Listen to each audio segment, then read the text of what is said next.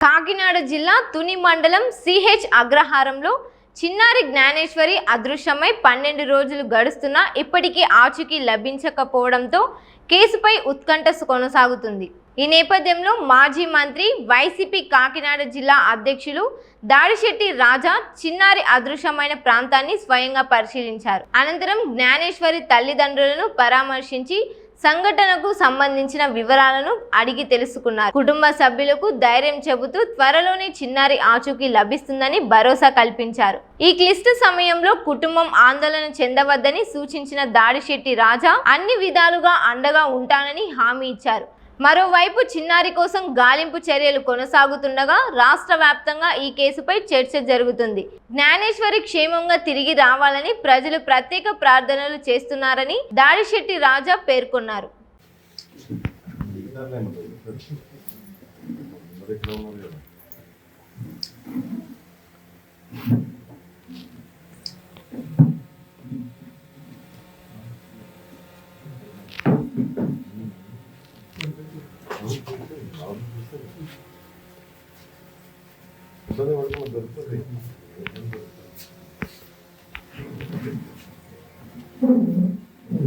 ఇలా పని ఉంటే ప్రెసిడెంట్ గారు ఏదో ఉంటుంది మాట్లాడండి. ప్రెసిడెంట్ గారు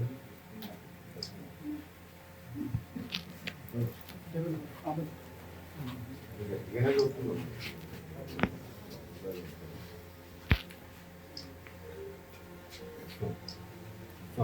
ఇలా పని ఉంటే ఇంట్లో మాట్లాడండి.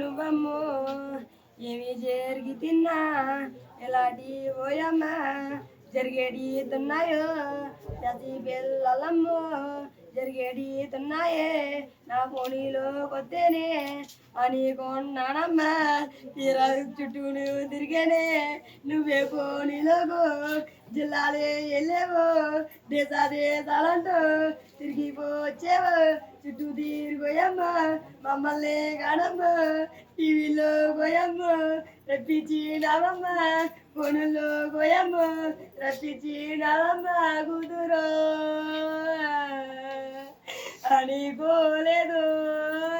కనికోలేదమ్మో ఇంతోటి ఘోరాలు ఇంతోటి నేరాలు జరిగితాయనమ్మో కల్లోనే నెల్లోనే అనుకోలేదమ్మో పాపకారి దేవుడు నయమే లేదమ్మో దేవుడికి గానమ్మో నయమే లేదమ్మో బాగానే బతికేనే అనుకోన్నానమ్మో దేవుడే గానమ్మో ఇద్దరి పిల్లల్నే ఇచ్చడే గానమ్మో వాళ్ళనే జ్వలమ్మో చూసేటి కొంటారే నన్నని గానమ్మో అనుకోన్నానమ్మా నేను ఇద్దరి పిల్లలే నాకు ఇచ్చేసి నడమ్మో దేవుడు దేవాలే పడ్డానే